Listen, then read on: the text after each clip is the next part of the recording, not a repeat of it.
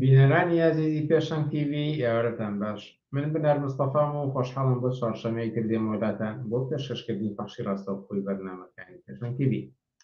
ئازیزان بەرنامەکانی ئەمڕۆمان 29 تەمووزی 2026 دادێتەوە پێکهاتووە. سەرەتا سەبارەت بە هێرشەکانی کۆماری ئیسلامی لە کوردستان، کۆماری ئیسلامی ئێراندا کوردستان و هێرشەکان بۆ سەربردن و بارەگای هەندێک لە هێزە ئۆپۆزیسیۆنەکانی کوردستانی عێراق قسە و باسمان دەبێت و داەوەری دووەمی بەرنامەکانیشدا قسە و باسمان دەبێت لەسەر نرخی بەنزین لە کوردستان و هەندێک لەو قسە و باس و کارلانەوانی کابووە لە بەرامبەریدا. ئێوەش دەتوانن بە پرسیار و سەرنج و تێبینیەکانتان بەشداری بکەن و ئەوانەی لە کۆمنتەی خەنە بۆ ئاڕاستەی میوانانی بەرنامەکانی دێتن. بیرشتان دێنمەوە لە ماڵپەڕی پێشەنگ tv.com دەتوانن هەم ئەرشیفی بەرنامەکان هەم کورتە ڤیدیۆکان هەم بەرنامە ڕاستەوخۆکان و زۆر بابەتی تر لەوێەوە ببینن. لەگەڵمان من بۆ بەرنامەکانی ئەمشەومان.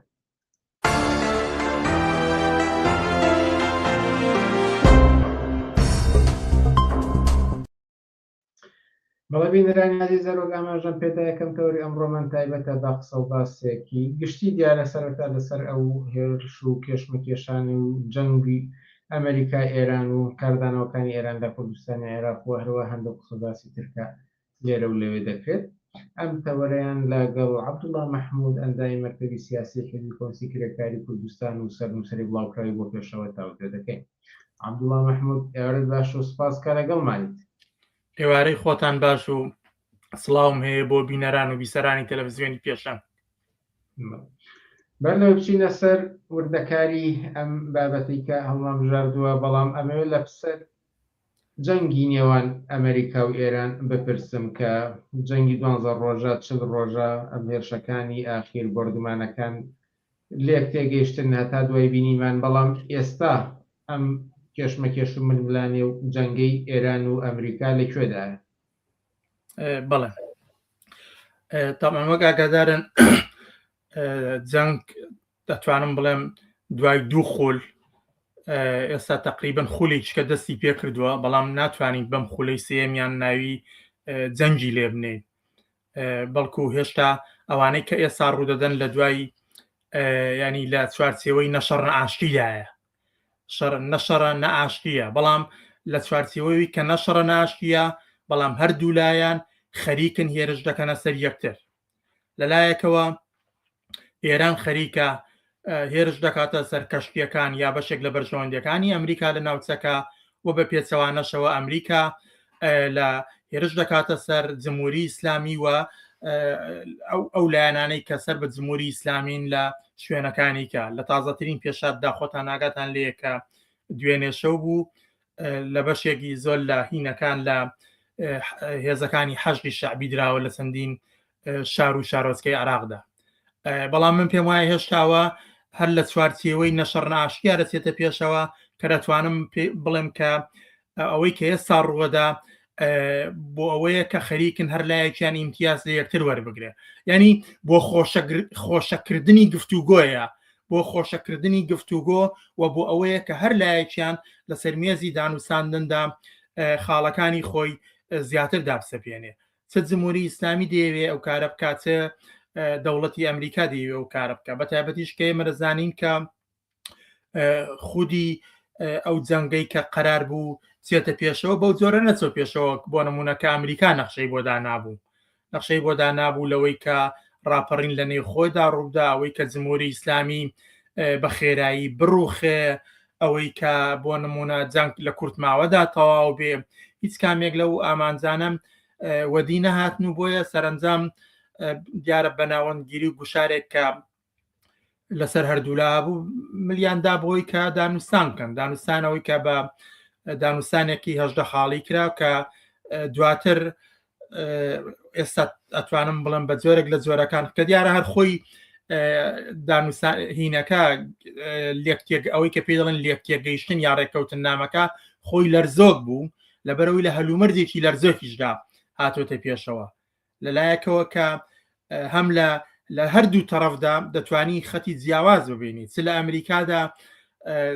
جەماعەتێکن کە خوازیاری ئەوەن کە ئەو شەڕە خێرا کۆتایی پێبێ و بەرین نەبێتەوە و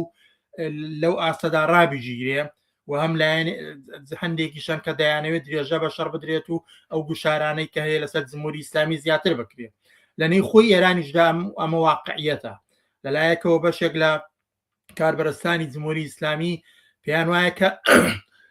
ئەم شەڕە نابێت لەوە زیاتر درێژە پێشێ زەرد و زیانی زۆر دەبێت بۆ ئێران و ئەوانە وە لەلایەکەوە باڵێکی کەی تونتڕەوکە لە نێو جمهوری ئیسلامیدایە ئەوان دەیانەوێت خێر لە شەڕ دەبینن خێر لە جەنگ دەبینن خوازیاریەوەن ئەو شەڕە درێژە بچێشێت بۆیە بەشێک لەو کێشمێکی ئێستا ڕوودەدا مۆری هەردوو ئەو ململانەی پێوەیە لەلایەن هەردوو لاوە و سەرنجام ئێستا بە شوێنێک گەیشتوین کە لە چوارچێوەی نەشەڕ نەئاشتیە کۆمەڵێک پێکدادانی لێرە و لەوێ هەیە بەڵام من پێم وایە ئەمە بۆ ئەوە نییە کە جارێککە شەڕ دەست پێ بکاتەوە من لانی کەم خۆم پێم وایە بە دووری دەزانم کە جارێککە شەڕ بە معنای شەڕ دەست پێ بکاتەوە بەڵکە هەر زۆرتر لەو چوارچێوەیە دەچێتە پێشەوە کە ئاوا یەکتر بردومانکەن و هێرشکەنە سەر بەرژەوەندیەکانی یەکتر لە چوارچێوەی ئەو پرۆسەی کە پێ دەڵێن نەشەڕ نەئاشتی ئامانجیش بۆ ئەوەیە کە لەو دانووسانانی کە هەیەە هەر لایەکیان بتوانێت خاڵی زیاتر و دەستکەوتی زیاتر بەرزبێنێ لەم کاردانەوانەی جمهوری ئیسلامیدا کە ئەم هێرشانەکرێ سەربەرژەوەندەکانی وەکو خۆشت ئاماژت پێدا یەکێک لە کاردانەوەکانی هێرش و گۆڕدومانی موشکی بوو بۆ سەر بەشێک لە بنگەوبارەکەی هێزە ئۆپۆزیسیۆنە کوردیەکان کە لە کوردستانی عێراقدا هەن ئەمە چی ئەگەیەنێت بۆچی خۆ ئەوان بەشداری جەنگەکەیان نەکردووە نەچوون ئەوەی کە دانیکەم پلانێک دانرا بوو کە بڕۆن بەشداری جەنگەکەن ئەمە بە عەمەلی ڕووی نەدا ئەم هێرشانە بۆ سەر ئەم لایەنانە بۆچی پێش ئەوەی کە بە دیاریکراوی وەڵامی و پرسیارە دەمەوە دەمەوێت بڵێم کە هێرشی جمهوری ئیسلامی بۆ سەر نەیارانی سیاسی خۆی چ لە نێو خۆی ئێران و چ لە دەرەوەی ئێران و لە دەرەوەی سنوورەکان و تەنانەت لە ئەوروپاشدا یەکێکە لە تایبەتمەندیەکانی جمهوری ئیسلامی ینی یەکێک لە ناسنامەی جمهوری ئیسلامی ئەوەیە کە دەیەوێت تەسویەی نەیارە سیاسیەکانی خۆی بکات لە هەر شوێنێک بن ئەمەش شتێکی تازە نییە ینی پەیوەند لە دیارە لە هەر هەلومەرجێکدا بە جۆرێکە بەڵام شتێکی تازە نییە تۆ ئەگەر تەماشا بکەی لە سەرەتای نەوەتەکانە هێرشێکی زۆر بەرین نە جەنگ لە گۆڕێ بوو نە هیچ شتێک ئەوەی کە پێ دەڵێن جەنگ لە گۆڕێ نەبوو بەڵام هێرشێکی بەرفراوانی تیرۆریستی شەپۆلێکی تیرۆریستی کرایە سەر هەڵسوراوانی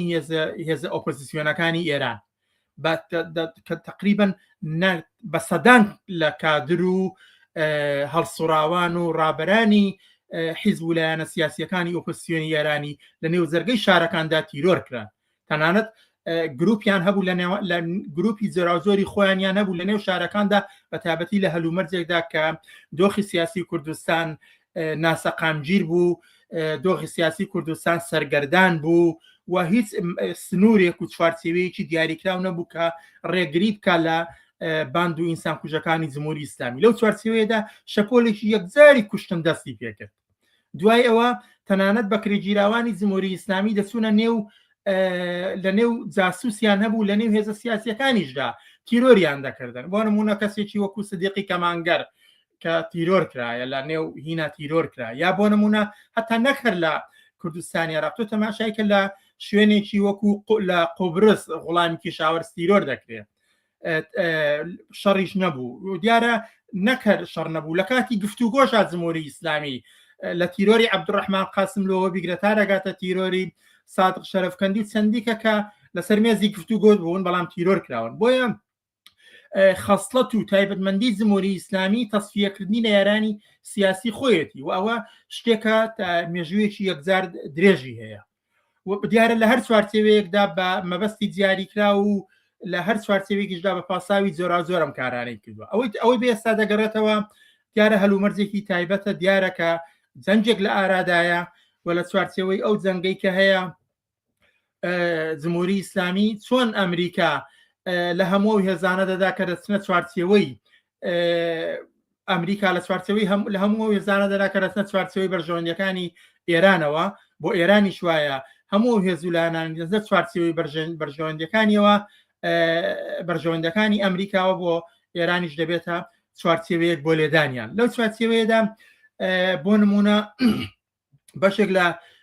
هێزی ئۆپۆزیسیۆنەکانی ئێرانی کە ئەوانەی کە ئومێدی خۆیان زۆرتر بە سیاسەتی ئەمریکاوە بەستۆتەوە یا گروپ وشکان ئەوە کردووە ئامادەکاریان کردووە تەئیدی ئەو جەنگە بە زۆرێک لە زۆرەکان دەکەن و لە هەر دەرفەتێکدا دەیانەوێت کەڵک وەربگرن بۆ ئەوەی کە کەڵک لەو شەڕی ئێستا وەربگرن و بێنە دەرەوە. لەو چوارچێوەیەدا جمهوری ئیسلامی وەختێک ئەمە دەبینێ دەیەوێت بەبەم بگرێ بە تابەتی کە لە سەرەتای جەنگەکەەوە باس لەوە دەکرا کە جەپەیەکی کە بکرێتەوە بەڕووی جمهوری ئیسلامیدا بەجیالەوەی چەند ڕاستەیە ڕاست نییە، بەڵام جمهوری ئیسلامی بە دوای پاساودا دەگەڕێ بە دوای بیانودا دەگەڕێ کە لە هەر شوێنێک بیانوێشی دەستکەوێ هێرشەکانی زیاتر بکات. تەمان دەزانین ئێمە پێشتر ئەگەر هەر هێرش کرابێت و حملە ئەوانە کرابێ ئەوانەیە لە مانجێکا 2 مانگ 3 مانگا جارێک حملەیەکی کرابێ، بەڵام لەو کاتەوە کە جەنجی ئێران و ئەمریکا بەردەوامی هەیە مەسەلەکە لە حاڵەتەوە بۆ بە دیاردا، ینی بۆ نمونە کەم ڕۆژەیە بارەگایەک و بنکەیەک و شوێنێکی هێز و لایەنێکی ئۆپۆزیسیۆنی ئێرانی نەکرێتە ئامانج. ئەمە زۆر بەڵێ یانی سرتر بۆتەوە بەردەوام دەبێ و جمهوری ئیسلامی ئەگەر هیچ شتێکیش نەبێ، بەڵام هەر ئەوەی کە هێزگەلێک پێیان وایە کە دەیانەوێت لە چوارچێوەی ڕوخانی لە چوارچێوەی هێرشی ئەمریکا بۆ سەر جمهوری ئیسلامیدا خۆیان دەستیان گا بەشکێک و بەشێک من لە ئیمتیازێک وەربگرن و یا هەتا بۆشاییەکی سیاسی دروست ببێت و کەڵک لەو بۆشاییە سیاسە وەربگرن و خۆیانی تیا حزور پیاکەن. جمهوری ئیسلامی لە بەرامبەر ئەوانەدا دەستەوەسان نەوەستاوە دەستی پێکردووە کە بەداخەوە لەو ململانەیەدا ژمارەیەکی زۆر لە خەڵکی بێتاوان پەناهەندەی بێتاوان و چەندین کەس لە هەتا لە پێشمەرگە و چەکدارانی و هێزانە کوژراون کە دیارە بۆ ئێمە بەتوندی ئەمە جێگەی ئیدانەکردن و جێگەی مەحکومکردنە. هەرم پرسیارش کراوە ئەڵێ ئێوە ئەم هێرشانەیە کرێتە سەر بۆ منە بارەگەی سازمانی زەحمەتکێشان مەحکومی دەکەن؟ بەڵێ بێگومان نەکەرەوە پێم خۆشەوە بزانن کە نەک هەموو هێرشێک بۆ سەر لە هێزولایانە سیاسەکانی ئۆپۆزیسیۆنی ئێرانی، بەڵکە هەموو دەستێوەردانێکی وڵاتانی ناوچەکە لە کوردستانی عێراقدا لەلایەن ئێمەوە مەحکومە و لەوە زیاتر هێرشکردنە سەر هێزێکی ئۆپۆزیسیۆن بەجیالەوەی ناوەڕۆکی ئەو هێزە ئۆپۆزیسیۆنە چۆنە، بەجیالەوەی نزیکن لە ئێمە یا دوورن، هاوڕامانن یا هاوڕامان نین، هەر ناکۆچێک هەیە یانیە،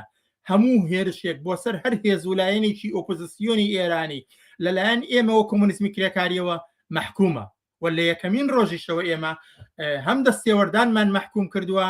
هەم هێرش بۆ سەر هێزولایەنە ئۆپۆزیسیۆنەکانی ئێرانمان مەحکوم کردووە و ئێستاش بە هەمان شێوە بەڵێ بەتوندی مەحکومی دەکەیت. بەڵام لەسەر هەڵوێستی کۆمونیستەکان کە بەرامبەر بە جەنگ دەوەستنەوە لێدوان و قسەی جۆرا و جۆر کراوە، بۆ منە دەوترێت کە ئەمە جمهوری ئیسلامی ئیسفادەی لێ دەکات یاخود ئەمە جۆرێکە لە پاساو هێنانەوە بۆ ئەوەی کە جمهوری ئیسلامی لەسەر دەسەڵات بمێنێتەوە، یاخود هەر چۆنێ بێت جەنگ باشترە بەرامبەر جمهوری ئیسلامی تاوەکو ئاشتی و هەتاوەکو دوایی. قسەی ئێوە لەم بارەیەوە چییە؟ ئەوە پەیوەندی بە بەرژەوەندی جیاوازی هێزە سیاسیەکانەوە هەیە. هێزگەلێک کە خەریکن مای خۆیان داناوە لەوەی کە بۆ ئەوەی دەستیان لە سوچێکی دەسەڵات گیر بێ باچیان بە وێرانبوونی ژێرخانی ئەو کۆمەلگایە، وەسع ژیان و گوزەرانی ئەم خەڵکە، وێرانبوونی کاولبوون و گێڕانەوە دواوەی بۆدەیان و سەدان ساڵ هیچ کێشەیەکی نییە، هیچ کێشەیەکی نییە بۆ ئەمانە تاوان بەرژەوەندێکی دیاریکراوانەیە دەیانەوێت دەستیان لە سوچێکی دەسەڵات گیر بێ. بەڵام بۆ هێز و لایەنی کەی سیاسی کە لەگەڵەوەدا کە خوازیاری ڕوخانی جمهوری ئیسلامین و دەزانن جمهوری ئیسلامی چ بەڵایەکی سەرشانی خەڵکی ئێران بە تابەتی چینی کرێکار و خەڵکی زەحمەتکێشی ئێران و لەوەش واوەتر دەزانن جمهوری ئیسلامی چ بەڵایەکە لە ئاستی ناوچەکەدا و کارنامەی ئەو ڕژێمە لە کاری تیرۆریستی لە پشتیوانیکردنی گروپە تیرۆریستەکان لە کۆنەپەرستی چۆنە. ئەمە هەموو کارنامانە کارنامەی جمهوری ئیسلامی ئەوانە دەزانن، بەڵام لەگەڵەوەشدا دەزانن کە ئەمە ڕوخاندنی جمهوری ئیسلامی لە ڕێگەی وێرانکردن و لە ڕێگەی کوشتاری بە کۆمەڵ و لە ڕێگەی جێرانی کۆمەڵگەیەک بۆ دواوە قابلی پشتیوانی نییە، بە تایبەتیش ئەوە کە لە کاتێکدایە کە ئێمە ئەزمونێکی دیاریکراوی ڕوخاندنی ڕژێمەکانمان لە ڕێگەی چەک و جەنگەوە هەیە کە قوربانیانی ئەمانەی کە لەو ڕێگایانەوە کوژراون و ئاسەوارەکانی کە لە ڕێگەی جەنگەوە بەدی هاتوون 100 بەرابەر زیاترە لەو کوشتارەی کە خودی ئەو ڕژێمە کۆنەپەرستانە یا دیکتاتۆرانە کردویانە. ئێوە تەماشای لیبیا بکەن، تەماشا سووریا بکەن. لیبیا چی بەسەر هات؟ مەعەمەر قەزافی لەلایەن ئەمریکاوە مەعەمەر قەزافی ڕووخا ڕۆشت، تەماشا وەسئی بێ بکەن دوای چەندەها هێشتا ئاسەوارێک لە ژیان نەماوە لەو کۆمەڵگایەدا، ئاسەوارێک نەماوەتەوە. ئەو بەجیالەوەی ئەو دەیان دەستێوەردانیکەی تێچێتە پێشەوە. ئەوە بەرهەم و خێروبەرەکەتی جەنگ و خێروبەرەکەتی دەستێوەردانی ناتۆ و وڵاتە بەرژەوەند خوازەکان بووە لە ناوچەکەدا کە لە لیبیادا کردویان. سووریا بە هەمان شێوە تەماشا سووریاکەن لە دوایەوەی کە پێ دەڵێن بەهاری عەرەبی لە کەوانەیەکدا لەو کاتەوە تا ئێستا کۆمەلگای سووریا داغام بووە، پاشەخشەی کردووە، بنەمایەکانی داڕوخراوە، هیچ بنەمایەکی مەدەنیان لەو کۆمەلگایەدا نەهێشتێتەوە لە ڕێگەی جەنگی ئەمریکا. ئەوە کە قەرار بوو وەکەرەوە کە هێزانەی ئێستا کە باسیەوە دەکەن جمهوری ئیسلامی دەبێ بڕوخێ، هەر ئەو وەختەشە هێزە ناسنیالەسانە لە سووریا و هێزگەلی چیکەی کە دژی مەعەمەر قەزافی بین لە لیبیا دەیانگوت بە ئەو ڕژێمەمان لە کۆڵ بێتەوە، لە کۆڵبوونەوەی ئەو ڕژێمە هەر چۆنێک بێ لە قازانجی خەڵکە. بەڵام پێچەوانەکەی دەرکەوت وان نییە. لە عێراقدا تەماشاکە دوای 3 ئێمە کۆمەڵگای عێراق دەبینین چۆن پارچە بووە، چۆن قوربانیانێک کە لە ماوەی 34 ساڵەدا لە عێراقی دوای سەدام حوسێندا هەیە چ ئامارێکە، وێرانبوون ئەو کۆمەڵگایە چ ئامارێکە، سەربەرکردنەوەی گرۆپی تیرۆریستی چ ئامارێکە، کوشتنی ژنان چ ئامارێکە، وێرانبوونی کۆمەلگا چ ئامارێکە. یعنی ئامارەکان ئەوەندە درێژە لە حساب و کتاب نایەن. ئەگەر ڕۆژێک لە ڕۆژان مێژوونووسێکی کە مێژووی هاوسەرخ بنووسێتەوە باسی ئەو حاڵەتانە یا باسی ئەو لێکەوتە خراپانە بکاکە لەسەر ئەو کۆمەلگایەدا پێکاتوە خەیاڵیە. زیندووکردنەوەی کۆنەپەرستی، گێڕانەوەی کۆمەلگا بەرەو دووە، زیندووکردنەوەی عەشیرەتگەری، زیندووکردنەوەی تایەفەگەری، زیندووکردنەوەی دەمانی قەومی و نەتەوە پەرستی، زیندووکردنەوەی تایەفەگەرێتی و سەرنجام دوای 34 ساڵ نەیانتوانیوە دەوڵەتێک پێک بێنن کە تێیدا هاوڵاتیەک هەست بە مافی زۆر سادەی خۆی بکە. ئەوە بەجیالەوەی ئەوە لە باری سیاسیەوە لە باری معیشەتەوە تەماشایکە. لە وڵاتێکدا کە لەسەر دەریای نەوتە، لەسەر دەریای غازە، خەڵک محتاجی نان و خەڵک محتاجی نانە، خەڵک محتاجی نەوتە، خەڵک محتاجی گاز و بەنزینە. هەر ئێستا ئێمە دەتوانین بیبینین و هەلی کار نییە. تەماشاکە هێشتا خزمەتگوزاریەکان نییە، نەک هەر خزمەتگوزاریەکان نییە، ئەوانەش کە هەبوو، ئەوانەی کە لە جێر دەستی ڕژێمە دیکتاتۆر و خوێنمژەکانی پێشودا مابوونەوە، هەر خودی ئەو هێزانەی کە ئومێدیان بە ئەمریکاوە بەس بوو چون هەموو ئەوانەشیان ڕاستفرۆش کرد. هێزی دەسەڵاتدار لە شوێنێکی وەکو کوردستانی عێراقدا بێنە تا ئەوەندەی بە ناسیۆنالیزمی کورد دەگەڕێتەوە. لە یەکەم ڕۆژی بەچی دەستی پێکرد؟ بە تاڵانکردنی سەدەکانی بێخمە دەستی پێکرد، بە ئاودیوکردنی مەمتەلەکانی دائیرەکان دەستی پێکرد. ئەمە بوو. ئەمانە ئەگەر هێزگەلێک بە دوای ئەمەوە بن معلومە ئەگەر تۆ بە دوای دزیەوە بی، بە دوای تاڵانیەوە بی، بە دوای ئەوە بی کۆمەلگایەک وێران ببێ و لەو چوارچێوەژدا تۆ بەشێکت پێ ببڕێ، معلومە پشتیوانی لە ئەمریکا دەکەن. ئەمانە بۆیە ناڕاحەتن. بەڵام بۆ ئێمەیەک کە دژی هەموو ئەمانەین و بەرژەوەندیەکمان لەوەدانە و نەک کۆمۆنیزم، هیچ کەسێکی ئازادی خواست بەرژەوەندی لەوەدانە لەسەر وێران بوون و ئاوەژۆبوون و هەڵگێڕانەوەی کۆمەلگایەک چاوی لەوە بێ ئایا دەتوانێت دەستکەوتێکی بەنسیب بەیان نا. ئەمە گەورەترین کێشەیە. تەنانەت دەتوانم بڵێم هەموو ئەو هێزولایەنە سیاسیانەی ئومێدی خۆیان بە ئەمریکا و بەو جەنگەوە گرێداوە و دەیانەوێت لەو ڕێگەیەوە گوڵە بەهارەیان سەوز ببێ، گەورەترین ناحەقی بە سەرەتاییترین خواستەکانی خەڵکی کوردستان و ئێران دەکەن. ینی لە زیاتی ینی ڕاستەوخۆ دەتوانم بڵێم ئەمان دەبنە دیوێکی کە بە دژی خەڵکی ئێران و بە دژی خەڵکی کوردستان و بە دژی خواستەکانی ئەوان ئێمە کۆمونستەکان هیچ بەرژەوەندیەکمان لەوەدا نییە کە دێوێک بڕوا دێوێکی چەند دێوی کە بێن ئەو کۆمەلگایە وێرانکە کاری جمهوری ئیسلامی دەبێ بڕوات ئەمە بڕیاری خەڵکی ئێران و بڕیاری بزوتنەوەی شۆڕەژێڕانەی خەڵکی ئێرانە دەبێ بەرەستی خودی خەڵکی ئێران بڕوا بە هیچ هێزێکیکە هیچ هێزێکی خوازیاری ئەوە نین هەتا خودی ئەمریکا کە ئەو هێزانە ئومێدیان پێوەی بەستووە کوا لەکوێ جارێک لە جاران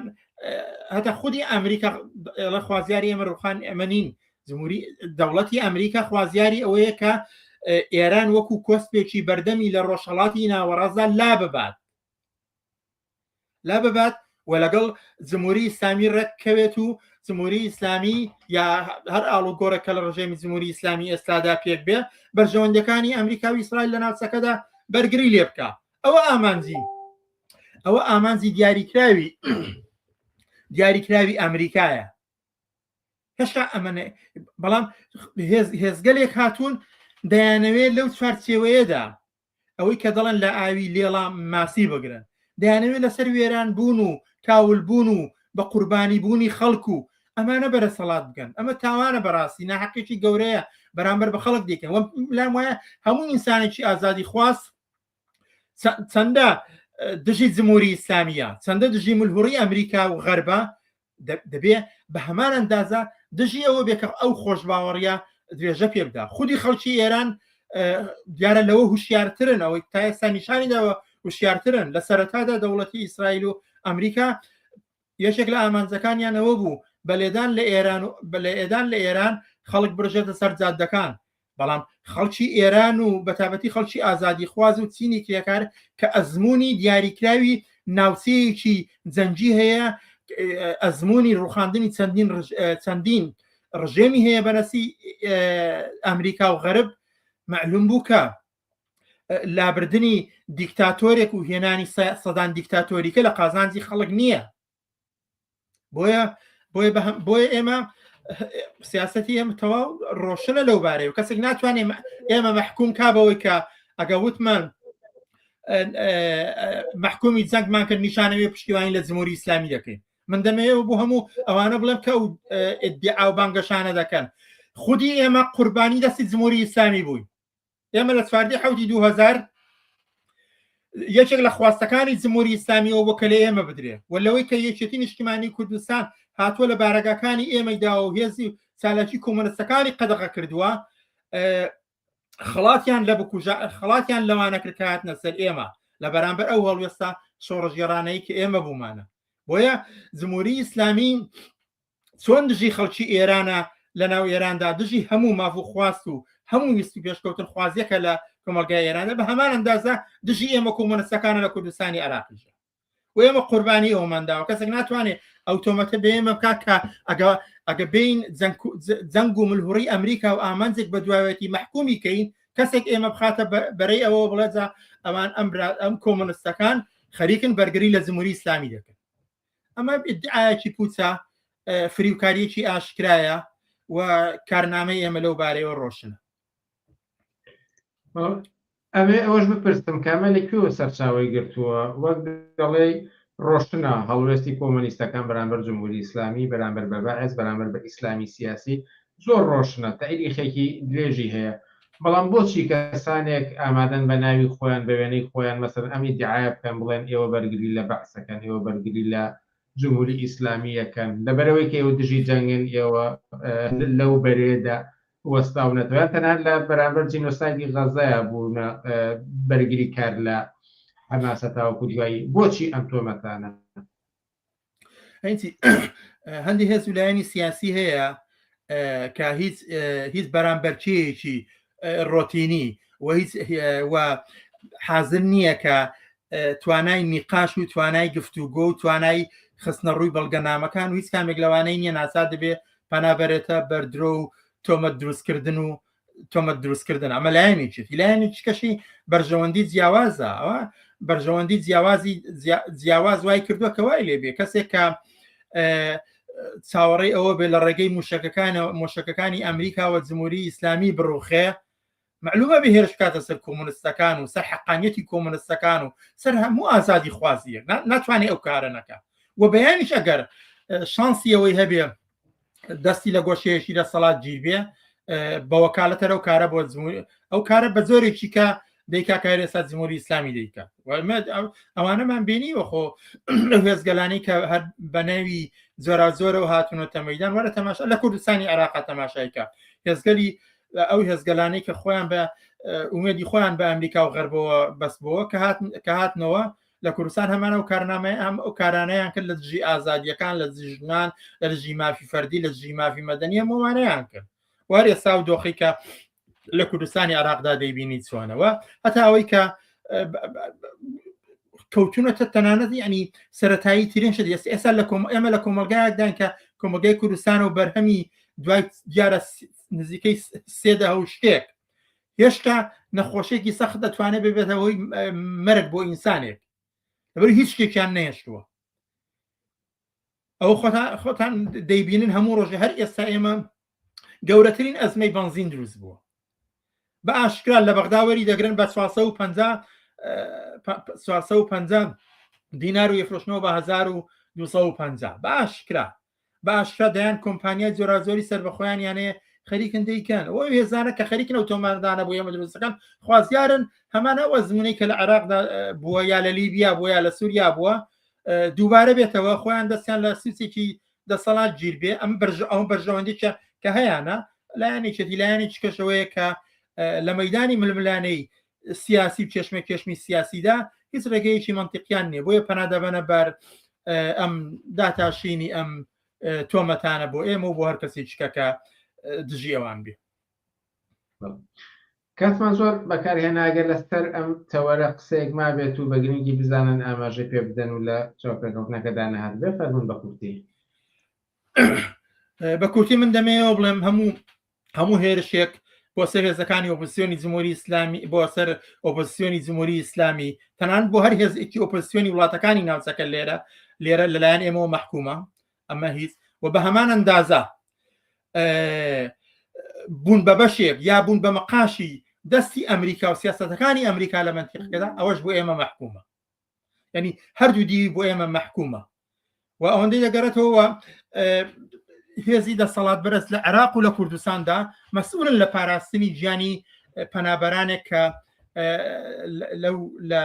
لە کوردستان یا لە عێراقدا ئێستا هەن لە بەرامبەر هێرشەکانی جمهوری ئیسلامیدا وەرەبێ ئەوان مەسئولیت هەربگرن و خەڵکی کوردستان ئەرچیانە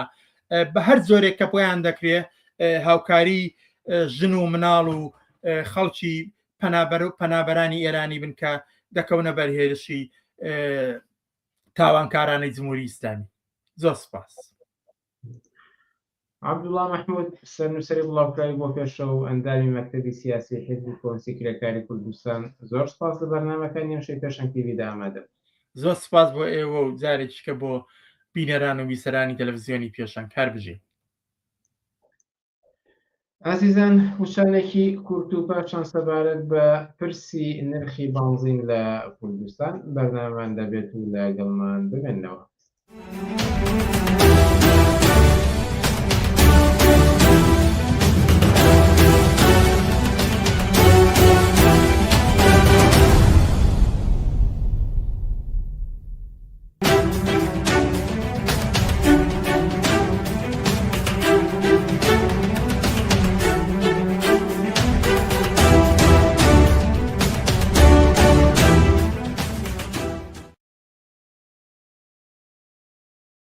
بەڵێ عزیزان بەردەوام لەسەر پێشکەشکردنی بەرنامەکانمان و ئێستاش سەبارەت بە پرسی نرخی بنزین لە کوردستان چاوپێکەوتنێکمان دەبێت لەگەڵ محمودی حەلاق خاوەن ئیمتیازی بڵاوکاری دیکرەکان محمود حەلاق ئێوارە باش و سپاسکە لەگەڵمانیت زۆر سپاس بۆ ئێوە سپاس بۆ گوێگران و بیسەرانی ئەمە لەو پرسیارە دەست پێ بکەم کە ئەم جارە ئەم بابەتەی نرخی بنزین پرسێکی گەرمە دەسەڵاتداران دەڵێن دای دەشکێنین و بەڵام لە کۆمەڵگەدا بۆ چوون و زۆر جیاواز و هەمەلان هەیە بەرامبەریدا تەنانەت گومان و تەنز و هەتا وەکو دوایی دەڵێن هەر پێشتری زۆر بەرزکرا بۆ تۆ ئێستا خێمە گوێشکێنن ئەمە دادکاندن نییە. ئەمێ لە زاری ئێوە بیستم کە خودی هێنانە پێشەوەی ئەم پرسە لە ئێستادا چییە و چۆنیە؟ دەستان خۆش بێت منە بەوێت هەنێ داتای بچووک بقەمە بەردەست بۆی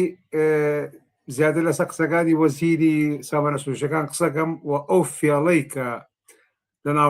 ناوەخنی قسەکانیە بوو بێنمە دەرەوە ئەگەر مەجای ئەوە هەبێت باشترە بە قەناعەتی من. جارێ بابزانین بڕی ئەو بنزینە و داباشکاریەکانی لە کوردستان چۆنە. ئەمان ئەڵێن 50,000 بەرمیلی نەوتی خاو ئەنێرن بۆ ئێمە و بەشمان ناگا لەبەرەوەی ئێمە پێویستمان بە زیاتر لە 6 ملیۆن لیتر بنزین هەیە. ئەو بنزینەش کە ئەنێرە بۆ کوردستان بڵێن کە دروست دەکرێت بۆ کوردستان و وێتە ناو بازاری کوردستان کە بەکار بێت 15 تەنکەری بۆ هەولێرە، 11 تەنکەری بۆ دوهۆکە، 3 تەنکەریشی بۆ سلێمانیە. جا تۆ سەیری ئەم فەرق و ئەم داباشکاریەکە. قسەکانی وەزیر ئەوە بوو کە ئەڵێ بۆیە بنزین گرانە لەبەرەوەی بەهۆی گەشت و گوزار و ئەوانەی کە لە جنوب و لە ناوچەکانی درەوەیان یان لە ئێران و ئەوانەوەیان خواستی بنزین زیاتر بووە و ئەو کەمێتە ئەو ڕێژەیە کە دانراوە بۆ کوردستان بەش ناکاوە لە حسەی ئەوانەی بن. پاساوێکی تریان ئەوەیە کە ئەڵێ داناغاز بەهۆی بردوانەکان و ئینتاژ ناکە. پاساوێکی تری ئەوەیە کە گوایە ژمارەی ئۆتۆمۆبیل لە کوردستان زۆر بووە گەشتۆتە زیاتر لە 2,700,000 سیارە. دوایش پاساوی ئەوەیە نێتەوە کە ئەڵێت 36,000 لیتر زیاگەن بۆ ئیدارە سەربەخۆکان.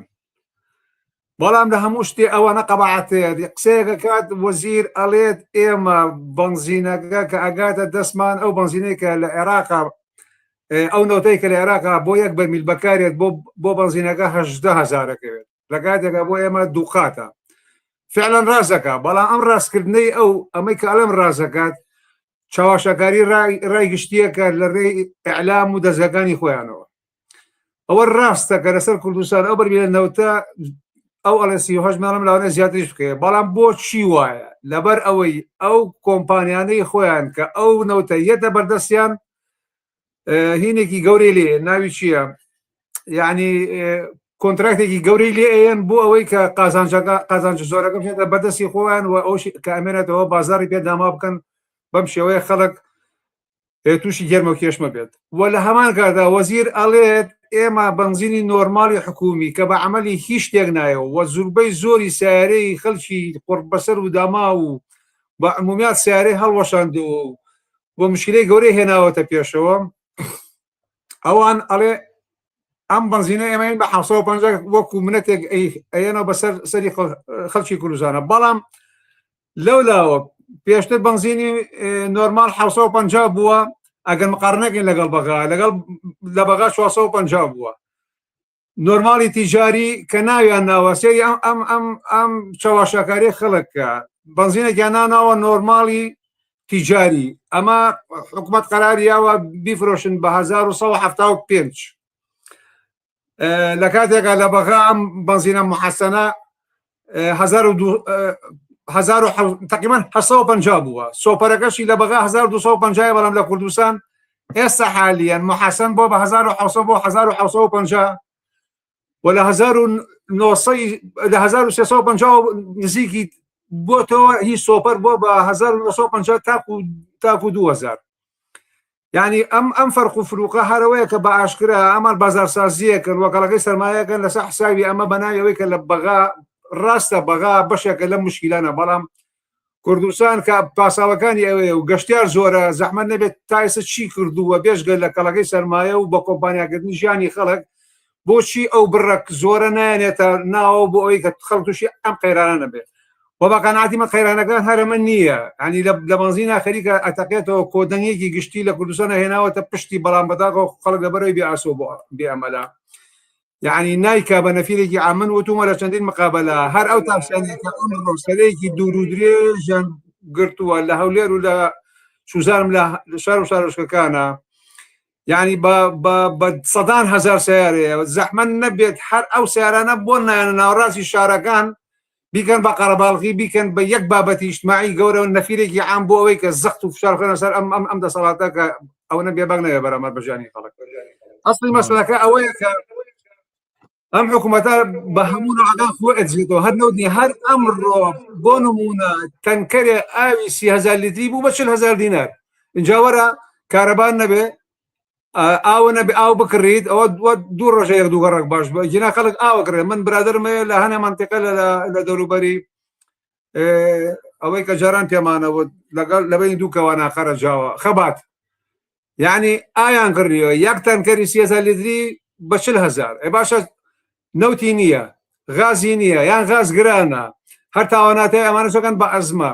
یعنی هەموو شتێکیان گران کردووە بەڵام خەڵک ئەوە من حەزەکەم دوای بێمە سەر ئەمە قسەکە لەسەرەوەی بنزین گرانە هەموو شتێک گران بۆ ژیانی خەڵک گران بووە بێکاری هەیە و هەزاریە قوڕ بەسەری تر مەسەلەی داو دەرمان و خەستەخانە مەسەلەی عیادە هینەکان ناویچێت تایبەتەکان یعنی هەمووی بەربوونەتە ژیرفانی خەڵک و خەڵکیان ماڵوێران کردووە داغان کردووە بەڵام لە بەرامبەر ئەما خەڵک چیکە من حەزەکەم دوای بێمە سەر ئەوەی کە لەسەر ئەوەی کە بۆ ئەوی معلوم بێ بۆ خەڵکی ئەوان تەنها بنزینی نۆرماڵی باشترینە لە خراپیە لەبەرەوەی سارێ هەڵوەشاندەوە بەڵام هاتوون بۆ چاوەشەکاری خەڵک نووسیانە بنزینی نۆرماڵی تیجاری بە 1150 عینەن شتە بەڵام چییە ئەم ئۆکتانەکەی زیاترە لەوی تریان مەبەستەکەم ئەوەیە ئەم هەموو فرت و فێڵاکەن حسابی ئەوە ناکەن کە کۆمپانیەکانی حیزب لەسەر لە ڕاستی هەمیان ئەوەسا و بە تایبەتی لە منتیقەی هەولێر و تەسەورەکەی لە هەولێر هەر لەگەڵ وەزیر لە مقابلەکەی تا بوو بزەبت سەعات 12 شەوی دوێنە شەو بنزین فڕی لە هەولێرە مەبەستەکەمەوە خودی خۆیان کە مشکلیان دروستکردە ڕاستە نابێت بەغاوانەش بە دەرکەین لەم مەسرحی و سیناریوانەی کە لە بینی هەرێم و بەغاگرێت بەڵام ئەوە زیاتر لە 30 ساڵە ئەم سیناریو مەسرحانە لە بینی بەغاو هەولێرە هەیە ئەمان پێیان باش نییە ئەمە حال ببێت لەبەرەوەی نییە لەم بێ ئاسۆیەی خەڵکو و لەم مشکلە و لەم قەیرانانە ئەوان ئیسفادەی زۆر گەورەتریان کردووە لەوەی کە ئەگەر جەو سالم بێت ئەگەر فەزای مجتەمع هێمن و ئارام بێ ئەگەر خەڵک ئیشیە بێت ئەوان ئازانن کە خەڵکی تر حساب بۆ ئەوان ناکە بەڵێ ئەمێ لەسەر ئەو تەبلیغاتانی کە ئەکرا لەم بارەیەوە قسە و باسکەین کە لە دەستگا ڕاگەیاندنەکانی دەسەڵاتە ئەچوون چاوپێکەوتنی خەڵکیان نەکرد بۆ ئەوەی کە سوپاس و ستایشی دەسەڵاتداران بکەن کە نرخی بنزینیان هێناوەتە خوارەوە بەڵام ئەوەی کە لە ئاستێکی فراوان و بۆنە لە تۆڕە کۆمەڵایەتیەکانە دەیبینی زیاتر خەڵکی تەنزیان نەکرد هەندێک کەس تەنان گرتە ڤیدیۆیان کرد لەسەر ئەوەی کە چۆنی لە پێش نرخی بنزینیان ڕفاندووە دواتر بەشێکی کەم ئەهێن نەخوارەوە و ئەمەش دەکەن بە پیاوەتی و تەنان دەزانم کە هەندێک کەسیش ناچار بوون ڤیدیۆکانیان لابەرن بیسەڕنەوە لە ژێر فشاری دەسەڵاتدارانە ئەم تەبلیغاتە لە چی ئەگەێنێت لەم پرسەدا ئەم تەبلیغاتە ڕێک ئەوان هاتوون لە سەنگەری حیزبی کوردی و حکوومەتەکەیانەوە ئایانێت ئەوانە ڕووپۆشکەن ئەگینا لە یەک شوێنە بنزین هەرزانە فقط لە سۆشیال میدیا و دەستگای ڕانگەاندنە بنزین هەرزانە ئەجینا لە ئەرزی واقعا بنزین ئەساسەن دوای بڕیارەکەی وەزارەتی سامانە سروشتیەکان ئەسڵەن چەند قەت زیایی کردووە یعنی بڵێن بۆ نمونە تایەتی 200,000 زیایی کردو زیاتر لە 150 زیایی کردووە زیاتر لە 250 زیایی کردووە یعنی ئەوان مەجبورن درۆ بکەنەوە نیە لە درۆبکە درۆکە هەتاکۆ باوەڕی پێکەن بەڵام خۆشبەختانە ئەم قسانە ناشە بە گوێی خەڵکە و ئەوان و ئیعلام قابلە ئیعلامی کوردی بە تایبەتی سەر بە ئەحزابەکان و ئیعلامی سێبەرەکانیان بێدا بنیشن لە مەسلحەت و لە بەرژەوەندەکانی خەڵکی کوردستانەوە قسەکە نەخێوان نییە ئەگەر خەڵک ئەمان لە ئەساسە خەڵک چاواشاکەن خەڵک چاواشاکەن بۆ ئەوەی یەکەم پێشە مشتێک بێژگە لە سیاسەتەکەی کە لە پشتی ئەم حیزبانەوەیە دووش معاشێکی بەلاش و باش و زۆرە خوات نایەوی بڕێت و ئەوەی کە بۆی دانراوە لە چوارچێوێکە هەر بێت لە چوارچێوە بسوڕێتەوە گینا جوولەتی ئەوە ناکەن بێن باسی ئەوەکەن کە کابرایەکی زەحمەتکێش تاکسیەکی بە 1001 مەیلەتی کڕیوە دوو جار لەسەر یەک لە جادەیەکە فیلپەمپەکەی سووتەیە کێ بەرامبەر بەو مەسئولە مانگێک ئەگەر 100,000 پەیاگە 80,000 بە فیلپەم یعنی ئەوان درۆ بۆ چیەکەن خۆشبەختانەوە کووت خەڵکی کوردستان هەرگیز بەمانە باوەڕیان نەکردووە ڕۆژ بە ڕۆژەمە شەفافتر بووە بەڵام بەداخەوە خەڵک لە بێ ئاسۆی بێ خۆیان ڕێگەیەکی تر شت ناوە دەبێت بێتە دەرەوە هەر ئەوەی کە پێم وتی چۆن لە دڵ یەکتری کۆبنەوە بۆ بتوانن شتێکی گەورە دروستکەن بۆی فشاری گەورە و کۆمەڵایەتی دروستکەن لەسەر ئەم دەسەڵاتداگیرە هیچ حەلێکی نماوە لەوەتەی هەنگ درۆ ئەکەن و هەتا بۆیان کرێت درۆەکەن تەکنۆلۆژیا لە بەردەستیانە بۆ درۆی زیاتر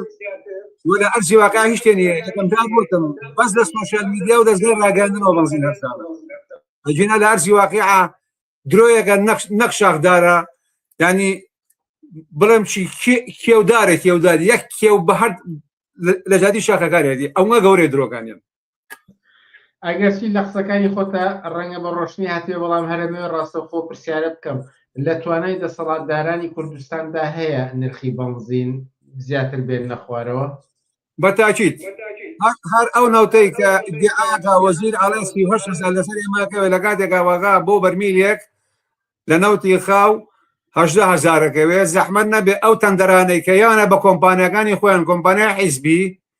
با ئەو تەندەرانە کەمکەنەوە جابزانەکە بەنزین لە بەغەش هەرزانترە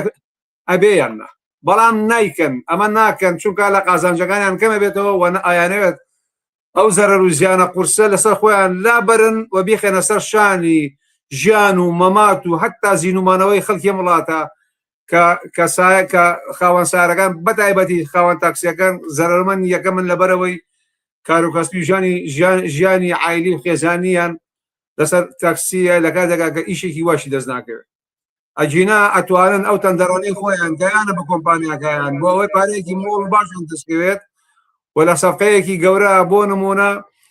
لە جاتی ملیۆنە دلار 10 ملیۆنان دەستکەوێت ئامادەنینەوە کەمکەنەوە بە خاتی قازانجەکانی خۆیان ئەیانێت ئەم هەموو کەڵک و کوڵەکە بێنە پێشەوە ئەم هەموو چاوەشاکاریە لە ڕێ ئیعلام و لە ڕێ خۆیان و ئیلە ئاخری بێنە پێشەوە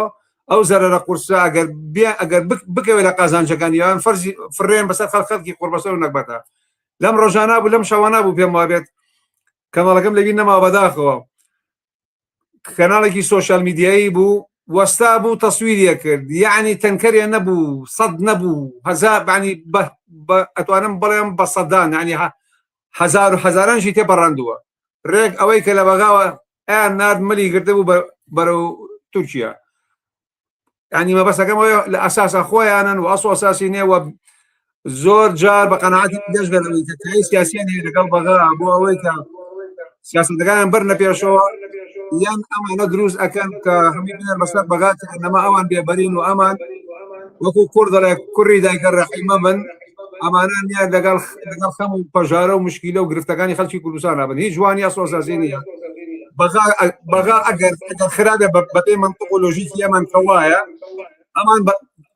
بالفعل ینی لەگەڵاوانە لە لای من هیچ 1 ملیمەتر فەرقیان نییە لە بەرامبەر مقدرات و ژیانی خەڵکی کوردستانە 1 زەرە فەرقیان نییە هەمیان لێک ژەبان هەمیان لە پێناوی کەڵەکەی سەرمایان هەمیان ئەیانەوێت زیاتر خەڵکی کوردستان قوربەسەر کرد و داماوی کەن و لە هەژاری و لە خوار هێڵی هەژاری و لە لێواری مەرگە ڕێیان گرن بۆکو وتم کاکە بەس بەنزین نییە بەنزین لەبەرەوەی بابەتێکی عمومیە گشتیە تایبەتە بە هەموو سایارەوەمانە و خەڵک بە سیارە ناتوانێت تووشوکە و داوامی هەیە و تاکسی و ئیلە ئاخری بۆیە ئەمەتەقیوەتەوە بەڵام هەر ئەم سەر ڕیزکردنەی کە بە سەدان هەزار مبالغە سەدان هەزار بەڵام بە هەزاران سیارە وەساوە لە ریزە